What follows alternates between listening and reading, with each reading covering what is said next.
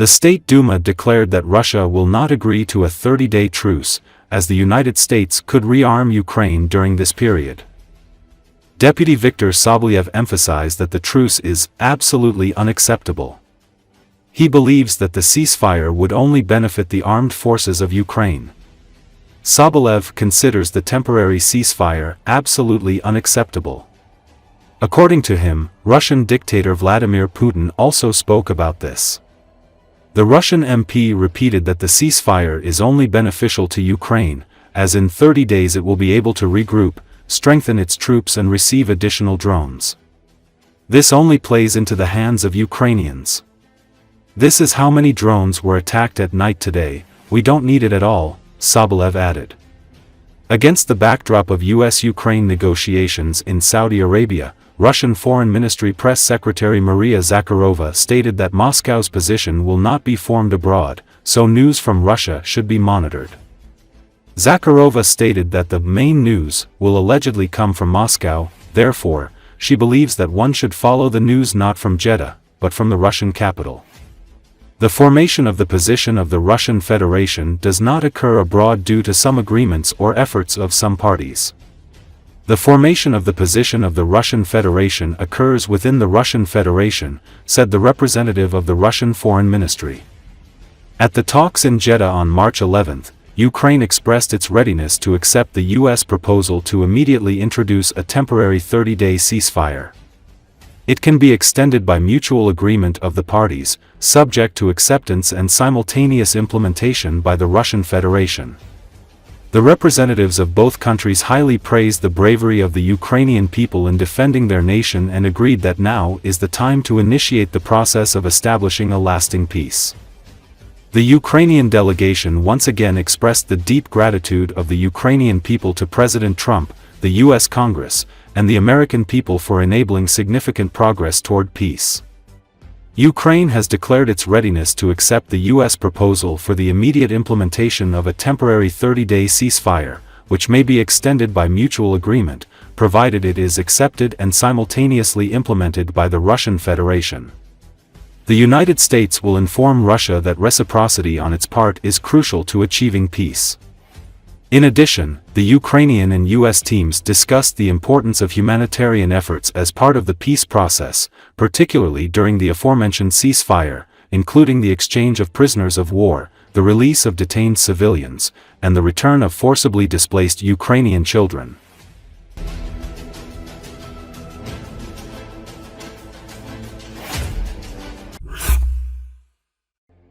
High-stakes talks between senior delegations from Ukraine and the United States on how to end Kiev's three-year war with Moscow opened in Saudi Arabia on Tuesday. According to Associated Press, the talks reflect a new diplomatic push after an unprecedented argument erupted during President Volodymyr Zelensky's February 28 visit to the White House.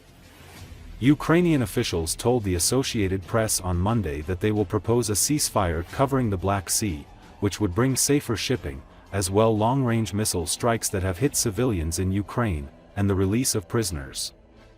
Journalists briefly entered the room to see the two sides as the meeting got underway at a luxury hotel in the Red Sea port city of Jeddah.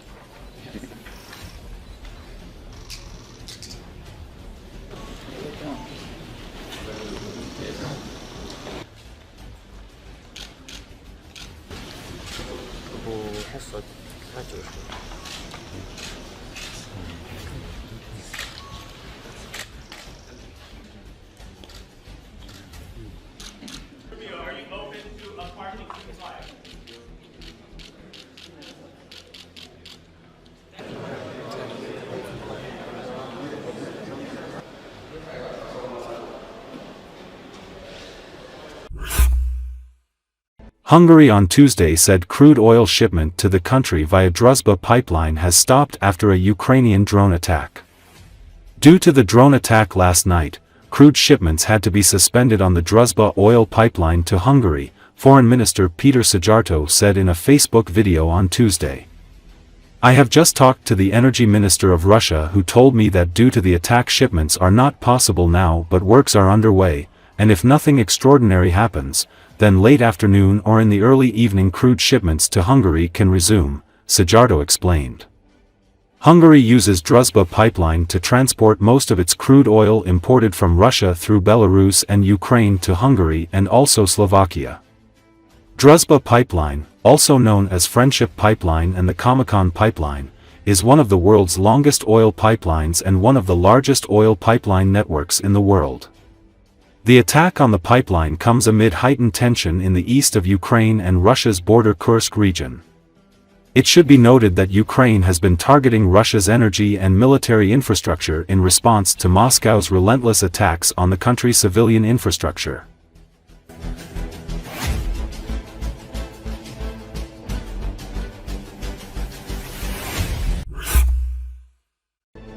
Ukrainian forces have launched series of counterattacks in strategically important city of Pokrovsk in eastern Donetsk region, while Russian forces put pressure on Ukrainian units in border Kursk region, British Defense Ministry posted on X, citing a report by Defense Intelligence.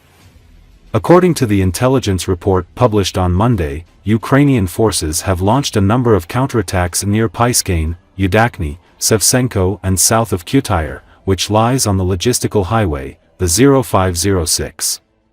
Opportunities for Ukrainian counteroffensives have been improved by the reduced number of ground offensives being carried out by Russia. Russian logistics supply lines on the Pokrovsk 6 have also been degraded by Ukrainian first-person view uncrewed aerial system attacks, the intelligence report reads.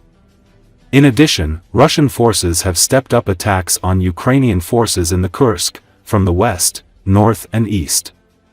According to the report, Ukrainian troops maintain control of around 300 square kilometers of territory of Russia's Kursk region. The intelligence report noted that Russian forces are conducting fewer offensive operations elsewhere on the frontline compared to late 2024 and early 2025.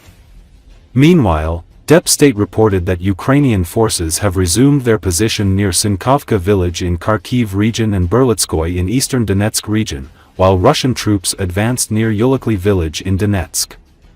It should be noted that last week, Russia claimed capturing several villages in Ukrainian-held pockets of Kursk, a few days after Donald Trump's administration stopped military aid and intelligence sharing with Kiev.